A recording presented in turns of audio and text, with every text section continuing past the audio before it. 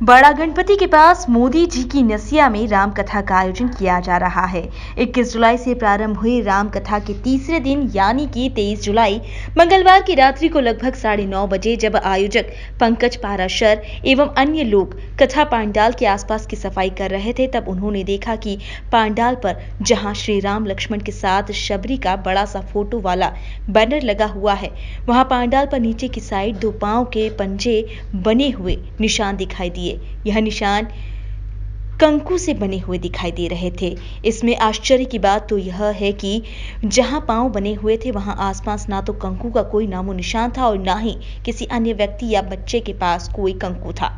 आयोजकों ने यहां पर पांव के निशान अपने आप निर्मित हुए हैं, ऐसा उनका मानना है और आयोजकों ने इसे भगवान श्री राम के चरण मानकर कथा पांडाल में जमकर जश्न मनाया।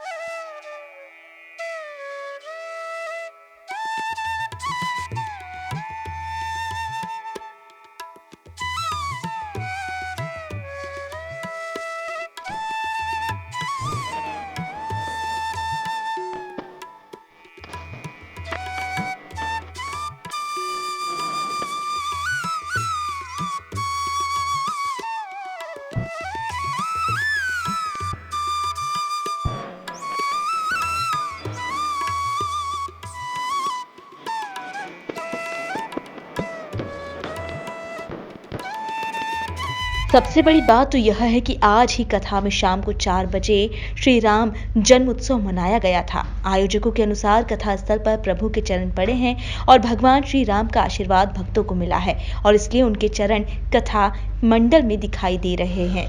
वहीं कथाकार पंडित मयंक व्यास के अनुसार यह उनके जीवन की पहली घटना है। उन्होंने कहा कि जहां भाव होते हैं वहां भगवान अवश्य आते हैं।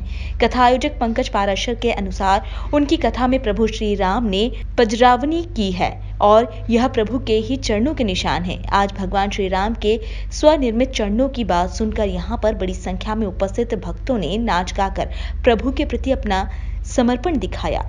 सच्चाई कुछ नहीं है, भावना में भाव नहीं तो भावना बेकार है, भावना में भाव है तो भाव से बेड़ा पार है। बहुत बढ़िया, बहुत बढ़िया। यहाँ हमारे भक्तों के भाव थे और जहाँ भाव है वहाँ ठाकुर जी आएंगे ही आएंगे। यहाँ कोई ज्ञानी नहीं है और किसी का ज्ञान यहाँ चलता नहीं है। कथा जरूर हम सुना रहे हैं, लेकिन कथा सुनाने वाले बाबा अवंतिकानाथ बैठे हैं, सुनने वाले भी वो खुद ही बैठे हैं। और बाबा हनुमान जी की जब कृपा होती है, क्योंकि वो स्वयं रोज़ कथा में आके पधारते हैं, बाबा का रोज़ सानिध्य है, रोज़ बाबा का आसन लगता है और जब बाबा स्वयं आकर आसन लगा के बैठेंगे तो राम जी क्यों नहीं आएंगे? राम जी को तो आना ही पड़ेगा, क्योंकि राम जी सिर्फ भाव से आते हैं। केवट के पास केवल भाव था और आप देखो राम जी अभी भी माँ शबरी के पास राम जी गए, क्योंकि शबरी बरसों से इंतज़ार कर रही थी कि राम आएंगे। उसी प्रकार हमारे यहाँ पंकज भैया भी बरसों से इंतज़ार कर रहे थे कि मेरे यहाँ राम आएंगे, राम आएंगे, राम आएंगे। इसीलिए सारे भक्तों के लिए प्रभु मस्ताना परिवार, इन भक्तों के लिए राम आए। इनके ऐसे भाव थे कि हमारे यहाँ प्रभु आएंगे तो भगवान हमारे यहाँ आए हैं। ये ऐसे के ऐसे ही चरण शबरी जी के यहाँ पर भी भगवान के पड़े थे, जो चरण आज यहाँ पर हमने देखे हैं। भगवान कोई तस्वीर से उतर के नहीं आया, भगवान तो साक्षात साकेत से ही आए हैं, तस्वीर से नहीं, साकेत से भगवान आए हैं। क्योंकि यहाँ सब भक्त बैठे हैं, सारे बंदर हैं यहाँ पे, तो जहाँ बंदर रहेंगे वहाँ तो राम जी को आना ही है, क्योंकि उनकी सेना ही बंदर होगी। आज राम जन्मोत्सव जी, इस तरह का चमत्कार मेरे जीवन में पहला चमत्कार है। और आज राम जन्म मुख्य यजमान दाता अवंतिका नाथ थे। राम जन्मोत्सव आज राम जन्मोत्सव था कथा में, तो राम पधारे हैं। मानो तो भगवान है, न मानो तो कंकड़ पत्थर है। आज व्यास जी गुरु महाराज के सानिध्य में राम कथा चल रही 9 दिवसीय। राम कथा के अंदर मुख्य यजमान स्वयं दाता अवंतिका नाथ है।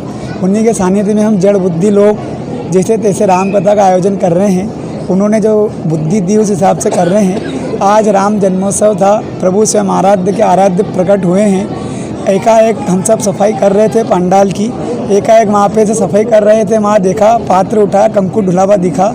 हमको लगा किसी बच्चे ने मजाक मस्ती करी, लेकिन जो धामा बर्तन था उसके ऊपर गीला कंकु लगा हुआ नहीं था। हम सब ने कोशिश करी कि मजाक तो नहीं है, लेकिन वो सत्यता थी। अब आगे तो सबके भाव हैं, जैसा जिसकी भावना है। कि जस्ट आधे घंटे से 30-35 मिनट पहले की घटना है और आज ही राम जन्मोत्सव हुआ है। गुरु महाराज ने आज ही राम जन्मोत्सव कराया है। हम सब प्रभु मस्तान परिवार के सानिध्य में राम कथा चल रही है। हम सब मिलके राम कथा को राम जी को बुलाने की कोशिश कर रहे हैं और आप सबके आशीर्वाद और प्रेम से राम पधारे हैं। बस इतना ही कहना चाहता हूँ।